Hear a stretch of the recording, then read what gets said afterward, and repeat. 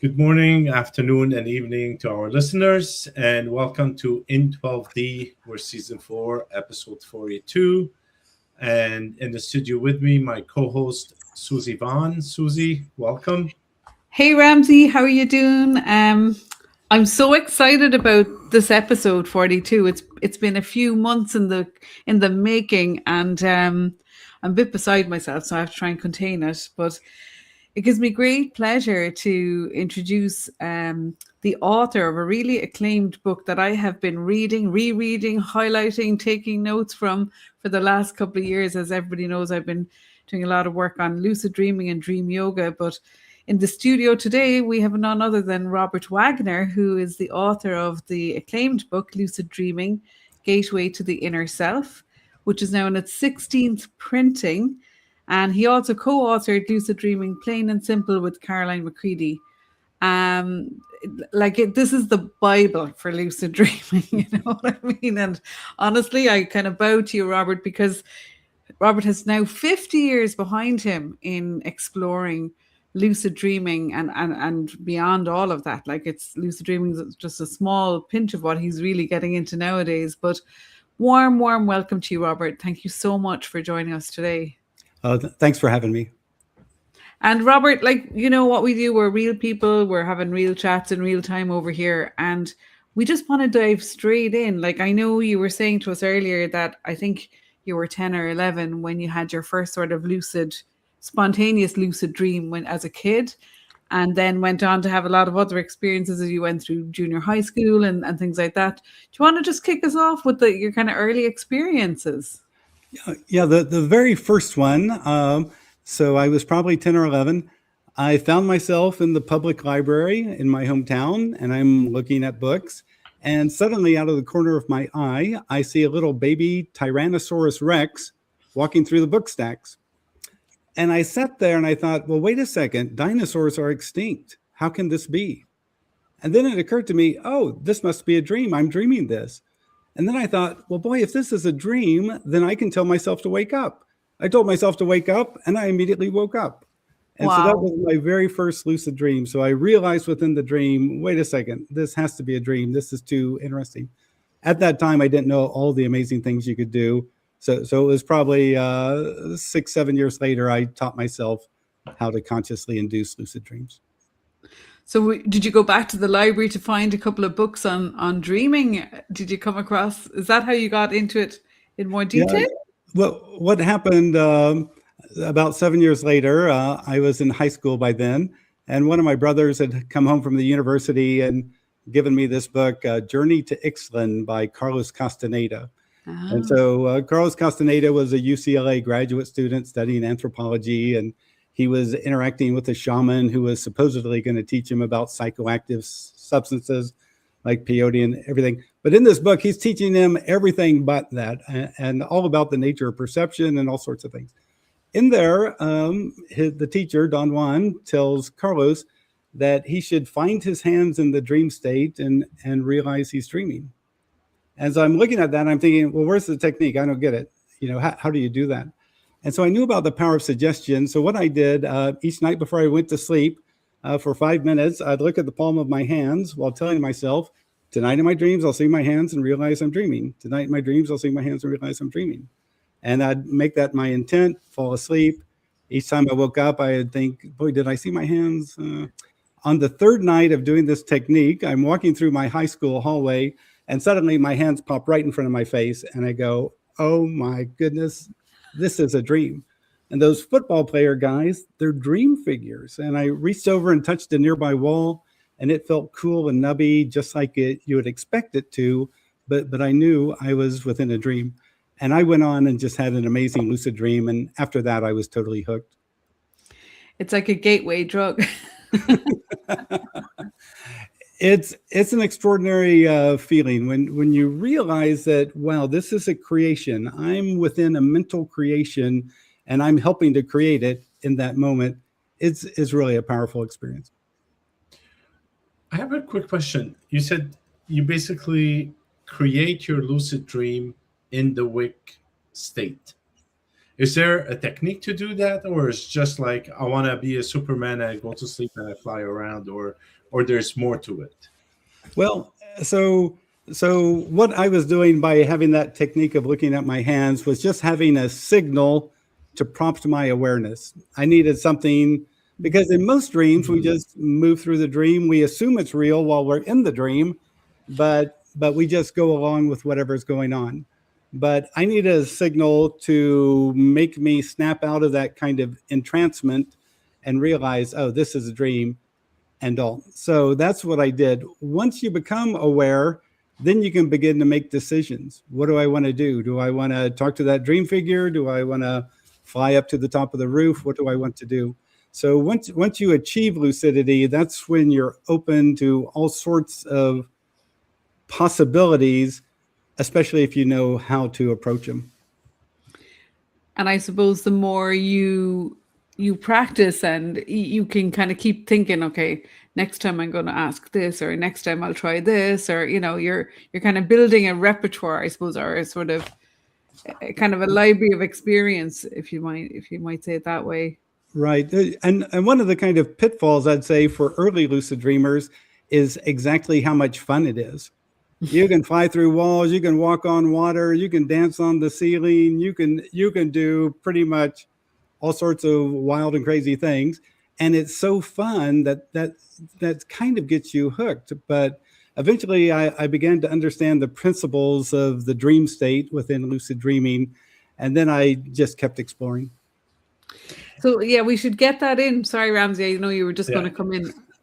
You finish your sentence, Ramsey, and then I'll come back in. Go ahead. Sorry. Just a quick one. It sounds like Inception. I know I'm going into a movie style, but is it like for an average person when we're talking about it, would I look at it from that point of view, similar to that? So Inception is the Hollywood version of lucid dreaming. It's like a friend of mine, Ed Kellogg, said that he'd had many hundreds of lucid dreams and never been involved in a gun battle or a car chase. So don't expect that kind of thing. But what you can do when you become lucid, you can begin to decide what you want to do. But again, some people just play, and you'll talk to some people who have hundreds, if not thousands, of lucid dreams, and they just do the same stuff over and over. So it took me a while to realize, in lucid dreams, you can access creativity. Like when I go through that wall, what am I going to discover? I don't create what's on the other side of the wall. Some deeper part of me creates what's on the other side of the wall. I saw how you could begin to use it for emotional healing, for physical healing. You could use it to engage in inner awareness. You could use it to perform spiritual practices. It took me a while, but I began to see lucid dreaming is an open platform from which you can explore a variety of things, just basically everything. So just to give a background of, you have a psychology background, don't you, Robert? Yeah. I graduated with summa cum laude with a degree in psychology. And that was one of the happy moments in 1981 when I went into the library to escape the freezing cold and saw Psychology Today magazine. And that month they had an article by Stephen LaBerge about the scientific evidence for lucid dreaming. And I was so happy that someone had scientifically validated this, because people have been talking about it for thousands of years. But until the scientific validation came about, people weren't taking it very serious. Because like with the Tibetan kind of the dream yoga background, like that tradition goes back thousands of years, but it was in a more monastic setting, and it was like it's only more recently that it's been kind of taught and shared in the West in a very kind of accessible way as well. So do you think it was Stephen LaBerge's book that started to, and maybe those kind of articles in Psychology Today that started to, people coming out of the woodwork saying, oh, I've had this experience, I've had that experience, Yeah. Well, in many ways, he was kind of the father of scientific research into lucid dreaming. And his first book was very helpful for a lot of people. Of course, by the time his first book came out, I already had 8 years experience of lucid dreaming. And so, there there were a lot of things that I was agreeing with in his book, and I was surprised by some things that I'd discovered that he hadn't included. But around that time in the mid 80s, like 1983, I joined a Lucid Dream Explorers group, and every month we had a goal to achieve. And so that was one thing that really helped me. Doing my own personal experiments for this group within Lucid Dreams really taught me, about the nature of personal experimentation within Lucid Dreams, and all that's involved in that. So that really helped me move along. So so you're doing the experiments, you're in the group. Do you think that that's what sort of amplifies it too, that you're part of a collective, like that I think I know in some of the examples in your book, it's like you were meeting you would arrange to meet fellow explorers, wouldn't you, in the dream state, which I'm fascinated by. I've yet to try and figure out someone to do that with, but so do you think that's what kind of enhances or amplifies the experience when you're in that kind of collective?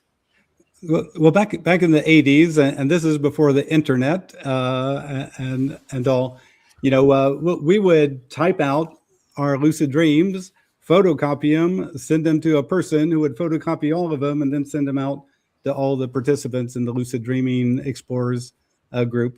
So it was a whole different thing back then. It helps to have a community of folks, because sometimes they'll give you good ideas. They'll be exploring conceptual things that I'd never considered, like physical healing and lucid dreams. I don't think I ever would have thought about that, because I've always been, thankfully so healthy. But other people have explored it and had success with it, and it really opened up my mind. So conceptually, some people are doing things that never would have occurred to me. Yeah, that's the joy of sharing the experiences. But the other part I find challenging is remember the recall in the morning. You could have a very lucid night, but if the recall is a bit kind of sketchy in the morning, you've had an experience, but you may not be able to get it all. And do you have techniques for that, or do you just get better, or are you just consistently just putting even fragments down when you're recalling? Right. So it does help to have good dream recall if you're going to go down the lucid dreaming path. And so here's what I do, because I'm married. I don't want to turn on a light and write down a dream and all that stuff. So what I do in the middle of the night, I wake up from a dream. The first thing I think is, what was I just dreaming? Because you can't go run off to the restroom or grab a glass of water or whatever. But by the time you return to your bed, you'll have forgotten what you just dreamt. So the first thing you have to think is, what was I just dreaming? And then when I recall the dream that I just woke from, I'll take my pen, and in the darkness, in the upper left-hand corner of my notepad, I'll put, a few things like cat, sinking ship, celebration or whatever. Then the next dream I'll put in my upper right corner, and the next dream I'll put in my lower left corner, and so on throughout the night. By seeing those words that I've written down in the middle of the night, then I can remember, oh yeah, I was on a ship, and there was this cat, and then there were more cats, and the ship capsized, and blah blah blah. And so that's how I did it. The other aspect I'd say, if you're going to be on the lucid dreaming path, fall in love with dreaming. Just fall in love with it. I've had precognitive dreams, visitation dreams, and that means interacting with the deceased in dreams. I've had all sorts of just amazing regular dreams that have shown me a lot about myself, helped me understand my own symbolism within the dream state, and also if you fall in love with dreaming, then this isn't a big effort and a lot of work. But if you don't fall in love with it, then dream recall can be a difficult aspect. Cool. Ramsey. What do you mean by fall in love with it? Like, I dream, I have no problem with them. I used to write them down on my phone, and I forget about them. And a year later, I'm scrolling and I go, oh my God, I had this dream, and this happened. Ooh, it might relate to reality, but I was never able to sustain the lucid dreaming. So did I not love it? I'm sorry. I just got Well, so it helps to find value in it, and if you finding value in it in itself is important, but there's the other aspect of it is just admiring the creativity, the creation of it, and also how it informs the day as well. So if you start to see that, even though I might not understand it, I might not get the symbolism, but still every night these creations are occurring. After a while, you just begin to admire the creativity of the unconscious mind. Yeah. Yeah. Well, sorry. You wanted to say something, Susie? Well, I know that you work in business as well, Robert. So we were in our last episode, Ramsey and I. He's starting a business and he's developing at the moment. There's a lot of creativity happening. He's in a different stage now, and I was wondering, can you bring sort of business stuff in, like setting that intention?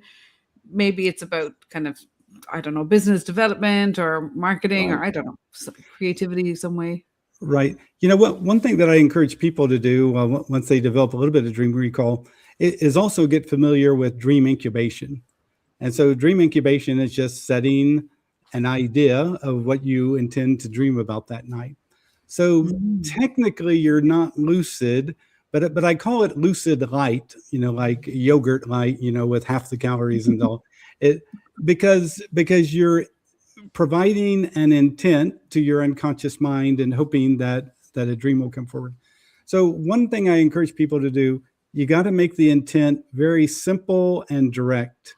So you can't do an intention like, oh, tonight in my dreams, show me if I should go into the bakery business and how should I deal with my upset teenage daughter.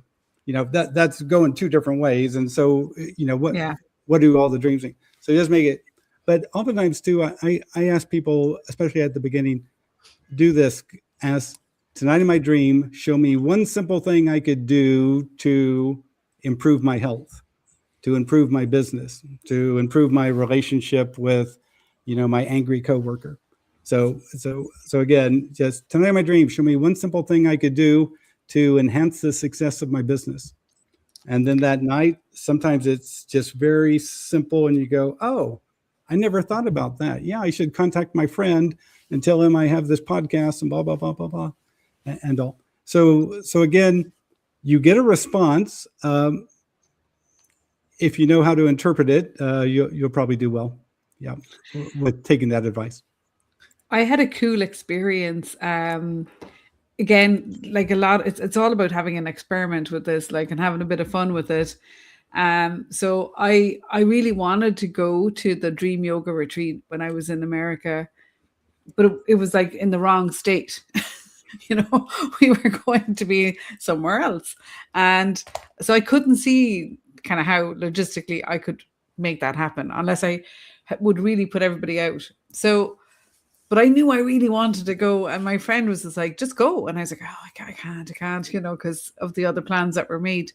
So going to sleep, I was like, okay, if I'm supposed to go, if this is really for me, when I wake up, I really want to have a solid yes, kind of that it just is going to happen and know what should I do next for that. So went to sleep. I genuinely didn't remember anything in the dream. I just woke up. But I've been getting better at kind of drawing out the waking up state, the kind of coming from the dream. I can kind of hang out in there a little bit because I always meditate when I wake up in the morning. So I can slip right into meditation, sitting up in bed. And that's when the information came and it was really clear. It was just like, all you have to do is drop the link for that retreat into the group chat. No, and that was it. There was no other information, just that. And I was like, really? Will I? What? And I just thought, okay. And I dropped it in, and sure enough, the answer. I did end up there. In fact, the four of us all went together, and they changed all of the plans. But I was the only one who's been really into this and researching it and talking about it. It wasn't because the others were interested, but that's how it worked out, so. Right. And that's part of learning to fall in love with dreaming. When you can ask a question before you go to sleep and expect an answer. So sometimes I'll make it easy for people. I'll go, look, you know what a stoplight is. Red means stop. Orange means, you better get ready to stop. And green means go. And so tonight, if all you need is a yes, no answer, tonight in my dreams, if the answer is yes, show me a lot of green. And if the answer is no, show me a lot of red, like stop, don't do this. And a lot of people will wake up the next morning and, oh, last night I dreamt of these guys in red uniforms and they all got into a red truck and they went across a red highway and all. And then I wanted to dream about that issue. And obviously the answer is no if I'm seeing all that red. So again, there's ways of playing with it, but what it began to show me especially is that somewhere deep inside the unconscious, if you want to talk about it in those terms, the unconscious has kind of its own viewpoint and provides its own advice and suggestions for the waking self on how to proceed. So that would be a really good segue. Ramsey, did you have something else you wanted to add?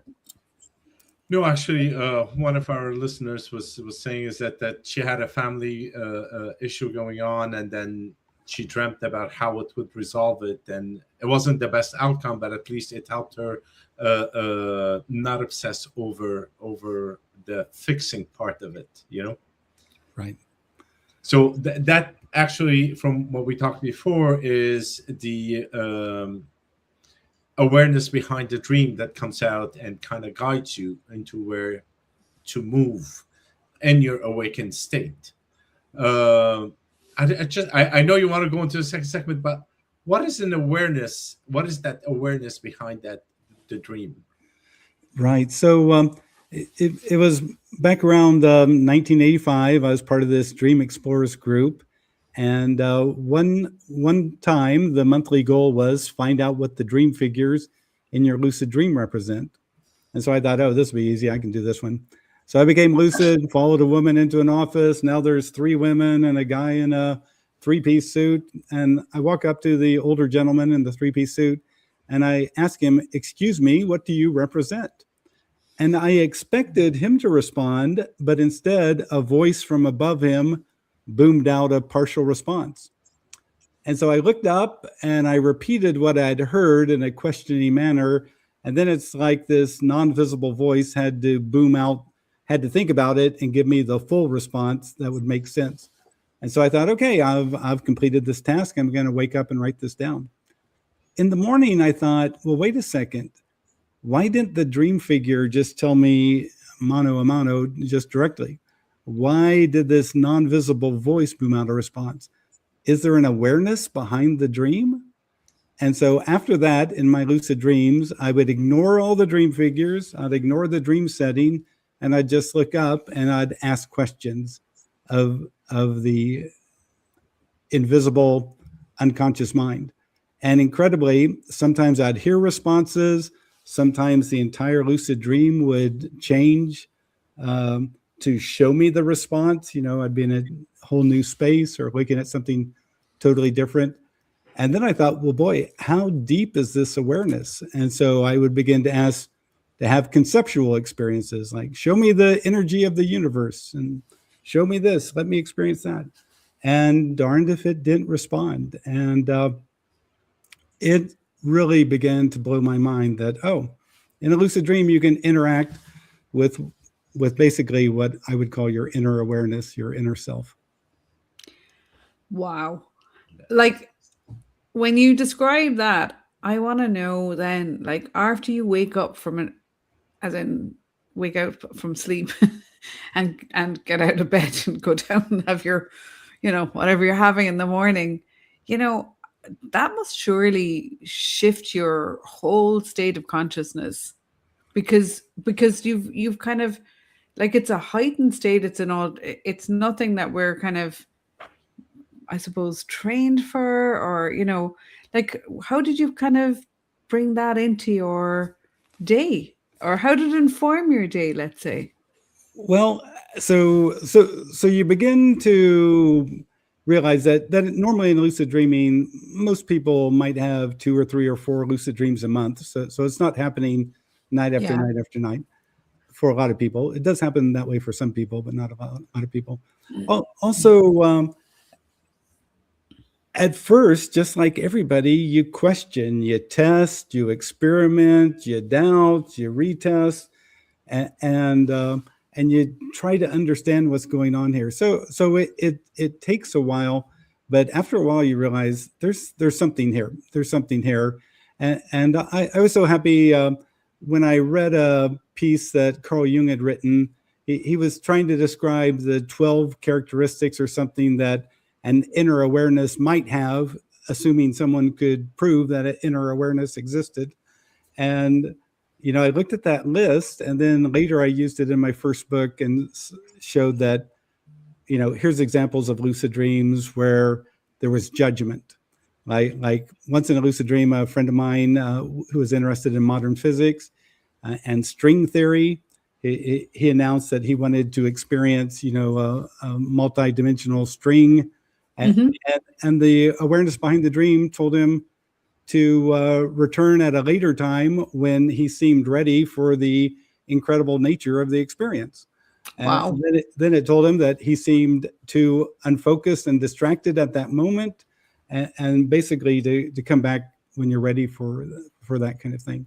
So again, sometimes when you ask a question of the awareness behind the dream, it refutes the premise of your question, and it'll come back with something else. Like a friend asked, show me the beginning and end of the universe.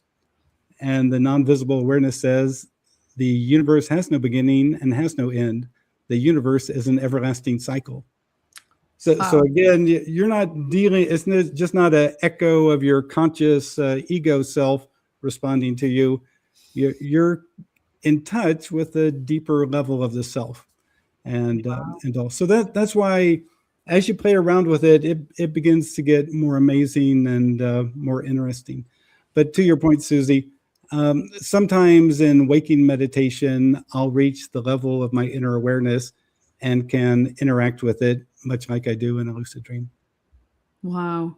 So did you, as a result of all of the research and experiments and, exploring with your groups and everything, did you become more spiritual? Did it become part of your spiritual kind of belief system or practices? Did it expand what you thought of life?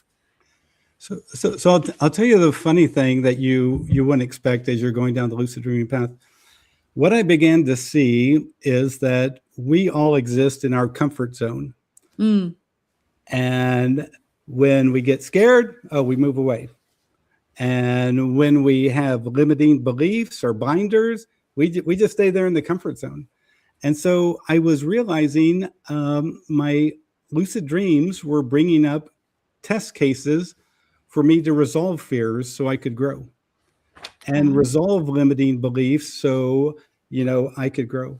But one thing I didn't explain in my first book is when I started having lucid dreaming frequently in my late teenage years, also I began to have what I now would call past life dreams, that I'd be looking through the eyes of another at something that was happening 4 centuries ago or 10 centuries back.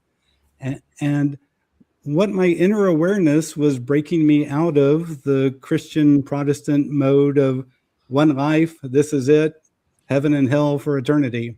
That's what I grew up in. That was the cultural, spiritual view that I grew up in as a kid. And my inner awareness was showing me, you have lots of lives. This is not your first time at this rodeo. You've been here before. And so again, the lucid dreaming path, you have to, as you go on, you start breaking down fears, you start breaking down limiting beliefs, and you're able to go deeper and deeper and deeper, and the comfort zone keeps getting wider and wider and wider. So you just don't jump from, I'm lucid, and now, I'm having these big experiences. There's a lot of stuff you work through to get there. Yeah. Because in the dream yoga practice, I was doing some of it this morning actually. There's like chakra clearing and, there's the different chants. It's very intentional. There's a kind of a sacredness to it, I suppose, is a way I would explain it. Like I find when I listen to the Rinpoche's chant, it really it kind of brings me into sort of coherence, I would say, into my heart. You're working on the heart, you're on the throat, the third eye, and then eventually getting to that other, what the Tibetans refer to as the secret chakra, which is representing fearlessness. So that was quite a new part for me when I was reading about it and practicing with it. And then I ended up having a dream where I was getting chased by a guy with a gun. We've no guns really over here. That doesn't happen in Ireland that much anyway. And so I'm getting chased by a guy with a gun. And I'm like in a movie reel, but we run out of film, and I'm after running off the screen. I'm running in kind of midair sort of thing. And with that, I wake up and I was just like I was really experiencing something, like I was petrified, but then because of everything I'd been learning, I just stayed in my fear. I really stayed in it and I allowed it. And I kind of went into more meditation, I think, is the middle of the night. And I sort of met it, and I met that part. It was really quite profound kind of what happened, because when I was kind of calm again, I went back in and I intended, I want to go back into that space, Right.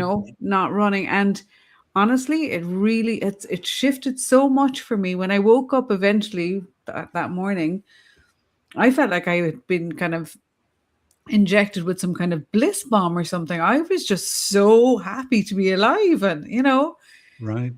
Right. Oftentimes in a lucid dream, when you resolve a fear or you Yeah. break through a limiting belief, the next day you wake up and you're supercharged for either the rest of the day or the rest of the week or whatever. Here's an example from the second book with Carolyn McCready, and this is one by Carolyn McCready. So I don't recommend people doing this, but this is what she did. She became lucidly aware. She looked up and she announced to her inner awareness, "Now show me my greatest fear." And suddenly, appearing in front of her is the Grim Reaper. He's there in full costume, and she freaks out. She freaks out and tells herself to wake up. And then she feels like she's woken up in bed, and she rolls over, and the Grim Reaper is laying by her in bed. And then this time she wakes up for good. Anyway, she said when she woke up in the morning, she realized that truly was a fear of hers. Here she is in her 30s or whatever, but she really had a fear of death. And so she went to the library, got books on, overcoming your fear of death and blah, blah, blah. A month later, she becomes lucid again, and she announces to her inner awareness, "Now show me my greatest fear." And once again, the Grim Reaper appeared. And this time, though, she embraced it, and accepted it, and understood that, this process of dying makes way for new life, and it's necessary, for this whole chain of existence. And she said, as soon as she embraced the Grim Reaper, she said it was like this incredible energetic transformation occurred. And when she woke up, she was on cloud nine. But after that, she no longer had a fear of death. So again, I'm not necessarily recommending this to any lucid dreamers out there to meet your greatest fear. But once you resolve a fear, then you reclaim all the energy that was caught up in that fear. And so sometimes you'll find lucid dreamers who are literally on kind of a high for like two weeks or something. I mean, that's how amazing it can be when you resolve this stuff. Cool. This is amazing. I know we're all sharing dreams, but just a quick one. I had a couple of them, and I don't really don't usually get lucid dreams, but they do happen sporadically. One of them was, I guess I still had attachment. First of all, I come from Lebanon, and I lived in Canada, so there's that separation and the wanting of going back home per se. one night the dream was I went home to our old house, and I go, oh my God, it's not the same. It had changed, and there are people living there, which is weird, and like there's all these emotions that started to flow. And I woke up and I go, why am I dreaming all of this? It's nonsense. But I did write it down. That's why I still remember it. A year or so after that, it happened that I traveled out of the blue. I just got on a plane, went back home, talking to my cousin. She goes, you know what? Let's go back to your old neighborhood. I'll show you how, like, I said, oh, it'll be good. Like after 20 odd years, it's nice to see it. And I go, where did we live? Where's our home? She was just right over there. Everything has changed. There are people living there. But when I got there, the emotions that I was expecting to have were already gone in my dream. They were just released. And like you said, it gave way for other things to flourish rather than to sit and bathe in old emotions that are not required anymore. Right. This can be so profound. Some of this emotional healing. Well, once I was giving workshops in Colombia, in Bogota, Colombia, and I remember the first time I went there.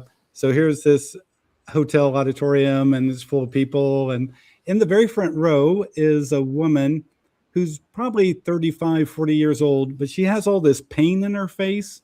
I mean, sometimes you meet somebody and you can just see all the pain in her face. But this woman asks excellent lucid dreaming questions. So I knew she was already, quite far along in her lucid dreaming. Anyway, 6 months later, they had me come back to Bogota and give another workshop. And this woman walks through the door, looks totally changed. 80% of the pain is gone from her face. She looks taller, younger, more attractive, the whole thing. And I ran up to her and I said, what happened to you? And she said that conceptually, she had never thought about using lucid dreaming for healing, for emotional healing, until she heard me talk about it. And so in her next lucid dream, she did exactly what I told. I said, you got to figure out a plan in the waking state on how you're going to achieve your intent to heal emotionally, however that's being expressed in your life. So I said, make out a plan in the waking state of what you're going to do in the lucid dream. She became lucidly aware. She remembered her plan. She enacted her plan. She had this incredible ecstatic experience. And she said when she woke, she said the pain was gone. She said she could still remember the traumatic incidents, but now there's no pain associated with them. And so again, sometimes that's how incredible this state can be, is just like you're saying, is just the realization, the working through it, and now it changes the emotional realm such that now you're free. Now you're free. So it's truly amazing what can happen. What's amazing with your technique is that you actually invoke that before you go to sleep, rather like in my case, that one instant, it just happened on its own. It was spontaneous kind of a healing, if you want to call it. Yeah.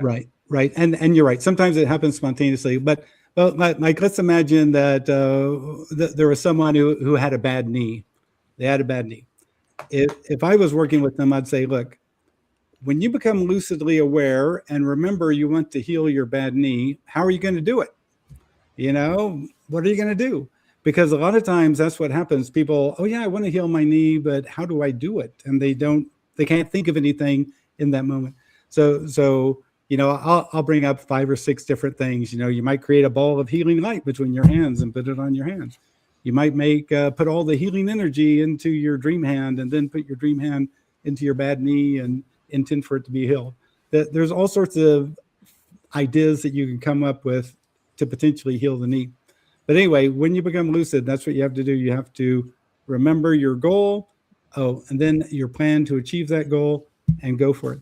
But sometimes it's a little bit more complicated. Once a woman had out of control menstrual bleeding, and the doctor says, oh, we're going to schedule you for a hysterectomy here in a week if this doesn't stop. And so she was a good lucid dreamer. So she became lucidly aware. She had a plan that she was going to put healing energy in her hand and then stick it into her uterus and heal it. But right as she was putting energy into her hand, her inner awareness told her, first heal your heart. Wow. And she had to heal her heart first, and then she went ahead with her plan and healed her uterus. And she woke up and the menstrual bleeding had stopped. And the doctor said, well, if there's no bleeding, then we're going to postpone any hysterectomy. And she's been fine ever since. But again, so sometimes there's an emotional wound behind the physical expression. Well, that's With recurring dreams, I know the Rinpoche was talking about recurring dreams, and like that they really are recurring because, you know, there's something that it's trying to get your attention, you know, something in your day-to-day life or that or maybe in your mind or kind of thought forms or belief systems, and it keeps coming back. You keep ending up in the same place or location or something like that. So have you any experience with that? Or you know, I had a funny one as a young kid. I kept dreaming that the invisible man was in the house. And when this first happened, it was kind of cool. Oh man, the invisible man's in the house. And where is he? Well, I don't know. He's invisible. And so this started to go on, but then it kind of got a little bit more sinister. Like, well, gosh, the invisible man's in the house. What if he's here to harm us? And so then I'd run into the kitchen and get all the knives and take him and try to hide him in the garage. But then here's what happened one night. So the recurring dream happened again. The invisible man was in the house, but I could hear that he was in one room. So I ran to the garage. I got a bucket of paint. I opened up the bucket of paint. I put it on top where the door sill was. And I knew as soon as that invisible man opened that door, the paint would fall on him and he would no longer be invisible. And after that dream, I no longer had that recurring dream. So I think what the recurring dream is asking us is for a new creative response to the situation. Yeah. Instead of fight or flight or whatever, it wants you to evoke a new response. And once you evoke the new response, then the recurring dream ceases. And so that's one of the beautiful things about lucid dreaming. Lucid dreaming has been used to help people who have recurring nightmares from PTSD. And they'll teach the people to become lucidly aware. And if they become lucidly aware just once, change any little thing, then the recurring nightmares basically cease.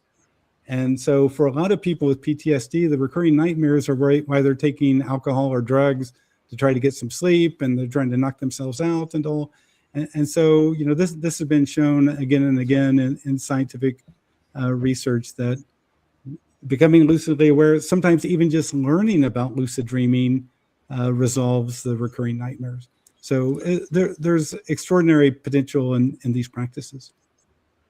It's phenomenal. Like, have you seen in like 50 years is a long time, you know, exploring something. And so from those experiences where you were clearly home alone with the paint on the invisible man, sort of, you know, brilliant solution for that recurring kind of experience, to, you know, the real healing that can happen. Like, you know, that seems like really quite advanced. And I know you touched on lucid living, like bringing some of that creativity or creative response or visionary response to your waking state. You know, where is it now with you, Robert? Like, what's your kind of week like? Well, so one thing that is important is lucid living, and that's the phrase my friends and I use when we see how the inner mind works, how it relies on your beliefs and expectations. So if I see somebody in a dark trench coat and think they look like a mobster, well, then they'll turn around and have a gun and a knife and want to rob me. If I see the same figure and think that they look like a priest, then they'll turn around and they got a crucifix and a Bible, and you know, they want to give me a blessing or whatever. So your beliefs and expectation matters, your focus and intent matters, all this matters. And here's how it helped me in waking life. I had a horrible hay fever every August, September. Throughout the year, I would dread August and September because my hay fever would be so bad. And I just never took any medicines for anything like that. So then one day I thought, well, gosh, I've just written this book on lucid dreaming, and and I've shown how all these people had healed themselves within lucid dream. I'm going to heal myself through lucid living. So this is what I did. Every time I began to think about hay fever or fear it, first I became mindfully aware of it. I noticed it was floating through my mind. Then the second thing, I would say, no, not anymore.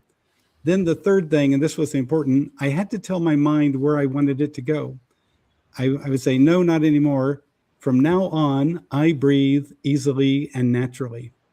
Nice. And so TV commercial, hay fever is coming, prepare yourself. I'd say, whoa, I'm aware. Nope, not anymore. From now on, I breathe easily and naturally. The first hay fever season, I had a 70% reduction in symptoms. The next one, 90% reduction in symptoms. The next one, 95%. Now I don't even think of hay fever. I just removed it from my thought process. I resolved the fear and the concern and the emotional aspects of it. And so I'm not saying that pollen doesn't exist and all that kind of stuff. I'm just saying I breathe easily and naturally. And it's like, that's very reasonable, because not everybody suffers from hay fever during pollen season. You know what I mean? So it's not impossible, you know, at the same, like, you're not saying, I want to grow back my hand if you chopped off your hand in your dream, you know, it's very reasonable, like, isn't it? Right. And you'll see people, other lucid dreamers, do this process to resolve their issue, whatever it is. But again, you don't have to be a lucid dreamer to use it. Notice your mind, observe your mind. When your mind is going through that fear mode, say, no, not anymore. But then you have to tell your mind where you want it to go. You know, from now on, I no longer have anxiety. I feel free and comfortable within myself. You know, if you're having panic attacks or whatever it is. That's what you begin to learn. And you see it in other lucid dreamers. They overcome phobias. They overcome anxiety disorders in their lucid dreams, just because they begin to observe how it is that the mind works at deep levels. And so in the waking state, they don't let their mind do those things that lead to a panic attack. They go, oh, if I follow that path, I'm going into a panic attack. Oh, I'm going to tell my mind something else. Okay, panic attack avoided. So it's amazing what lucid dreamers are beginning to use lucid living to change their waking life. I love that. I love the phrase lucid living. I just feel that feels really good, doesn't it, Ramsey? Oh, it does. It does. Now, do you take your lucid living into your lucid dreams, or it's just, how do you mix the two? It's kind of interesting. I just want to see if there's a special technique you use. Well, what you begin to see is that every state of consciousness involves you, the observer, and your beliefs, expectation, focus, and intent. And so you start to begin to see that dreams, lucid dreams, even waking, are kind of mental phenomenon. And when you begin to understand, oh yeah, this is the mechanics of how it all works, then you can begin to play with it and really have some amazing experiences. So again, you think at first it's just all about lucid dreaming. And then what you begin to see is, oh, I'm learning about the nature of awareness, the nature of self, and how to work with this such that I can let go of fear, I can let go of limiting ideas, I can heal, I can do this, that, and the other. And once you see it in that way, you see it in really broad terms that whatever experience you're in, it's really about greater mindfulness and greater awareness. It just got a vision of basically life is continuous, and your body sleeps and sees it in one state, and your body wakes up and sees it in this, well, in a slightly different state, but the whole movie is continuing, and you can play around with it with whichever state that your body is in, and that's amazing. Oh my God, that was. Oh. You know, there's some dream theorists who feel like dreaming occurs constantly, but our focus, our awareness dips into dreaming and calls it a dream when we wake up from it. But the dreaming is occurring constantly, you know, underneath the self, whatever self is experiencing in that moment. The dreaming is occurring constantly. Robert, do you think we have the same power, mightn't be the right word, but effect maybe, daydreaming as we do lucid dreaming? I think some daydreams are actually connecting us with dreaming. That it's just not random. That sometimes it's connected. But some daydreaming, I think, is connecting us with inner states that we're just not aware of in the moment. Um, but one thing I would say about lucid dreaming, it begins, especially when you begin to interact with the awareness behind the dream, it changes your intuition during the day. Like sometimes you'll receive information and you'll think, well, wait a second, is that real? Where did that come from? And I just received it. And then later it comes to pass, or you learn the confirming aspects of it. So it can be really powerful. One interesting thing about lucid dreaming and interacting with the inner awareness, I'm reminded of a young guy who wrote me after my first book came out. And he said he was writing me as a former meth addict. And he was locked up for drug rehab. And he was so bored on the drug counselor's desk, he saw my first book and he began to read it because he was just bored out of his mind. And he got really interested in this idea of interacting with the inner awareness. So he started having lucid dreams and interacted with his inner awareness. And in one of the experiences, his inner awareness says, do you want to see what your life is going to be like if you continue to use drugs? And he said, sure, show me. He said for the next 10 minutes in the lucid dream, it was like a video of all the people he would hurt, all the damage he would do, all the trouble he'd cause for his self and his body. He said when he woke up from that lucid dream, he decided he was going to go cold turkey. And he was writing me after he finished his community college degree after 2 years, because he knew he'd have to be clean for 2 years in order to accomplish that.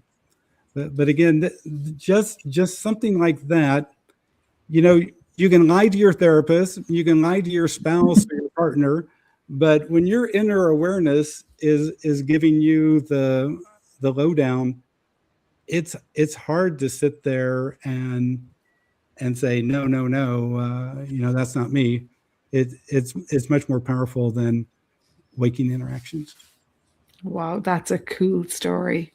I just love that the book was there. Like I a lot of synchronicities happen to it. Well, the more awareness you have in the waking state, the more you notice them anyway. Like they're happening probably to everybody anyway, but you've got your head down or you're on your phone or something, you're missing it.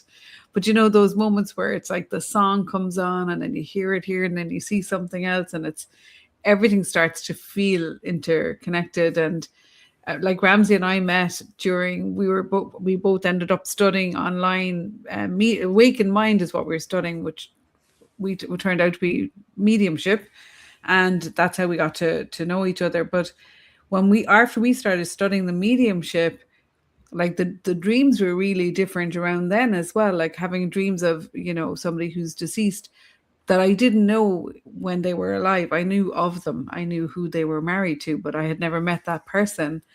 So that was really interesting, that as much as you can receive information if you're sitting as a medium with a sitter, how it could come through in the dream state. And I kept in the dream, I kept saying, go away, like trying to push this person out of my way. And then two people who know this person appear. And they keep pointing and telling me who he is. And I was like, oh, okay then. And when I went with him, like I flew to all sorts of places. He brought me to where he lived. Like it was really vivid and it was very lucid. And when I woke up, all of it was there. Like it wasn't fragmented. I was sitting there in meditation going, seriously, what am I supposed to do with all that now?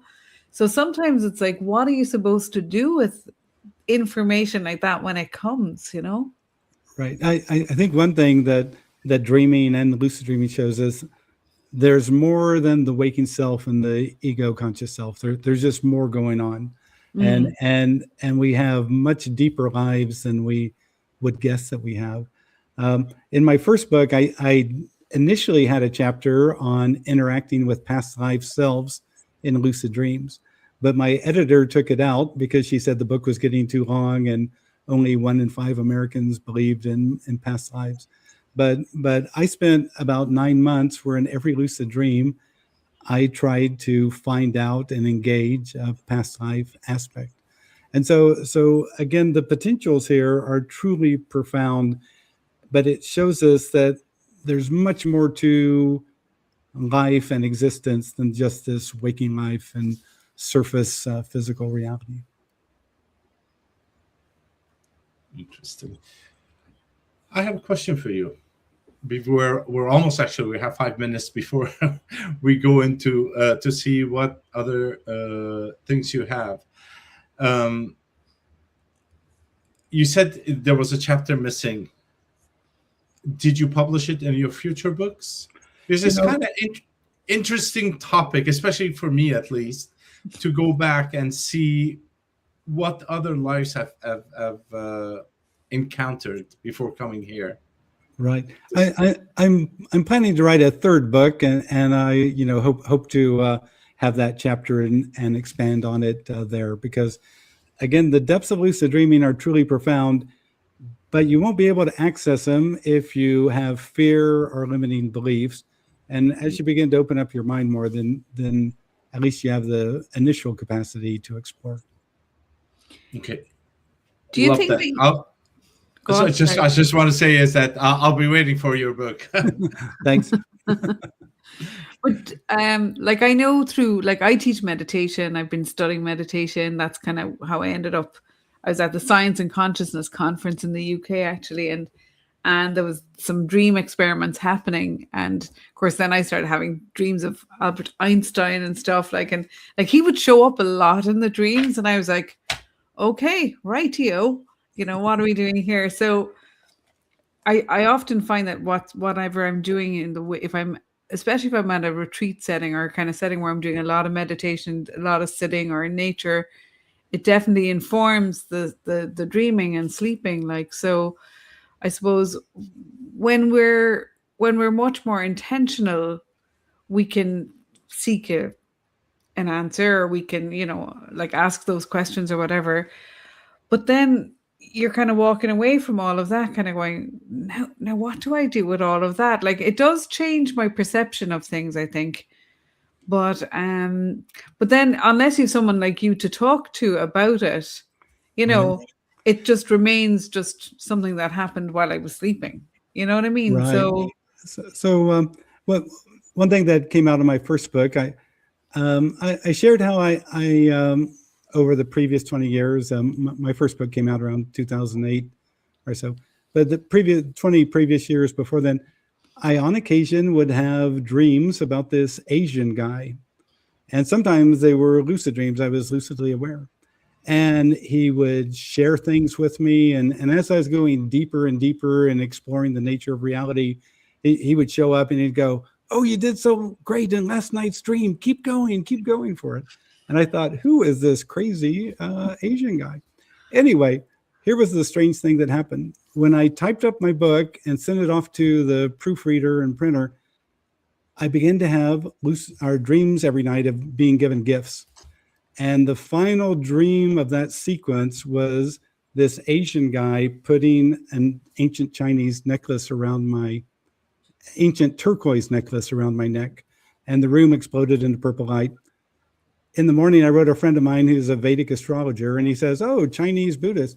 Here's a link to a Chinese Buddhist." He sent me the link, and it was the guy who had done this. And he was teaching a workshop that I eventually went to. But again, sometimes you assume that these folks are archetypes of inner wisdom, or maybe they're past life helpers. But on occasion, you even have those bizarre experiences where someone who's been showing up intermittently in your dreams and lucid dreams actually exists in this physical realm and is supporting you. Like a teacher, they can't do the work for you, but they can encourage you, they can point the way, they can bring up the issues that you need to resolve to keep moving forward. Would you say that was precognitive? So in that respect? No, I think it was like almost pre-life planned, if you can imagine planning something. Okay. So That's how wild this whole area can be. It's totally a mind blower. Wow. So where next, Robert? How can people get in? Like, we have your magazine, luciddreamingmagazine.com on the ticker tape below, and it's going to be in your bio underneath. Yeah. And we have your book. Sorry, Ramsey, you've put it up there as well. We have the book, and that's the magazine. Yeah, go ahead. Yeah, Sorry. yeah. And so, how else can people get in touch with you? Are you doing any more workshops, or what's coming up next? Right. I do online events. There's some that are already pre-recorded and people can go at their own pace. There was my books to read. And then sometimes I'll do 30-day online workshops where people can explore lucid dreaming. But I love hearing from lucid dreamers, and I love when they support our free online magazine, Lucid Dreaming Experience, by submitting their own lucid dreams or their own articles and all, because we're all our unique selves, and by seeing what people are doing, sometimes you might inspire or educate somebody else who's further on the path. Cool. I definitely want to do one of those workshops. I will definitely, when I see it coming up, I will for sure sign up. I love this area. Robert, I'm so grateful for your time today. Such a pleasure to meet you and to hear your stories in person. I've loved your book. I highly recommend it to everybody. Thank you so much. Thanks, Susie. Thank you for being here. Thank you. Thank you. Thank you to our listeners, and we'll see you next time. Have an awesome day.